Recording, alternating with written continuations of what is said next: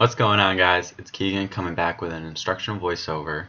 Right now, my training has been completely switched up to focus purely on hypertrophy and cut out all powerlifting to prevent any injuries from the heavy lifting and really keep my body intact.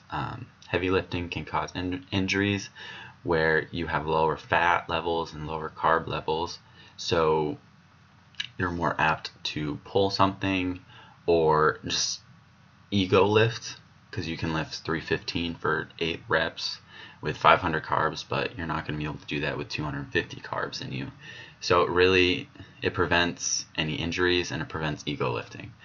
So my rep ranges are going to range from 8 to 20 depending on my exercises. My heavier exercises, I'm going to range from 8 to 10, like low bar back squat and bench and deadlift, because I'm still going to keep those in to keep up as much strength as possible, but then I'm going to go 10 to 20 on my accessory movements, and I'm going to put a lot less emphasis on the big three, squat, bench, and dead, in case you didn't know.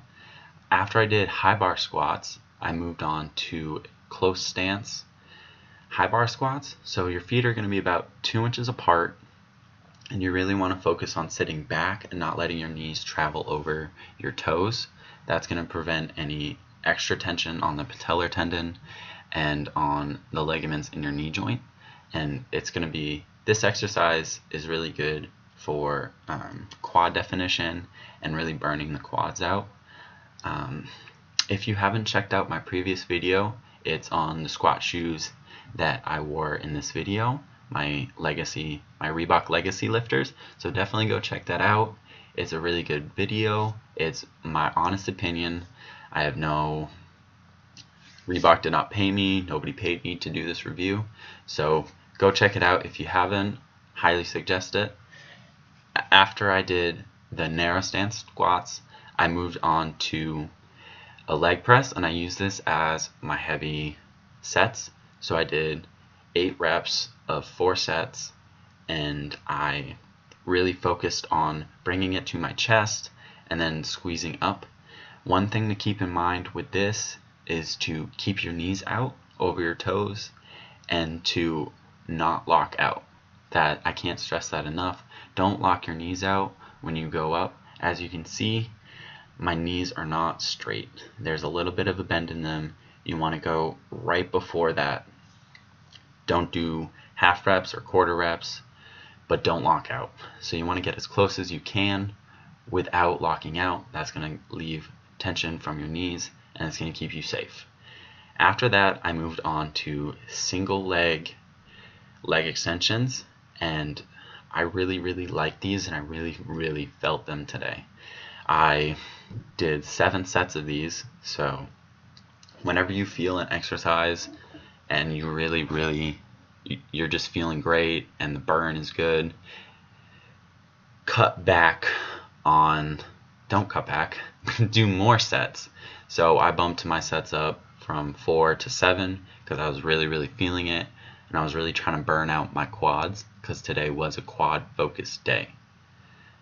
So I kept the load light, and I really focused on getting and squeezing my quad at the top. It was very rapid succession. As you can see, I just did like a 20-second rest, not even 10-second rest, and I went back at it. Really focus on squeezing at the top and letting the weight bring you down, and keep that tension in your quad at all times. Let it stretch all the way down, squeeze up, and keep it there for a millisecond, and then bring it back down. After that, I moved on to some walking lunges. My lunges, I like to do lightweight, and I did 3 down and backs. And with the down and back, you go down and back, and you don't rest in between. And I only used like 60 pounds, I believe, so it wasn't anything too crazy. But you really want to focus on keeping your knees out, not letting it buckle in. Keep your knee out over your heel and drive through the front foot. Don't use your back foot to push forward. Drive through your back heel or your front heel and try and make 90 degrees with both your legs. You don't necessarily need to have your knee touch the ground every time. It can, if you're going and you're getting a little tired, you can come down on your knee a little too hard and that'll hurt, and you don't want to do that. So I hope you guys enjoyed this video. Please like, comment, share, and subscribe. And if you haven't, go check out my last video on my Reebok Legacy lifters.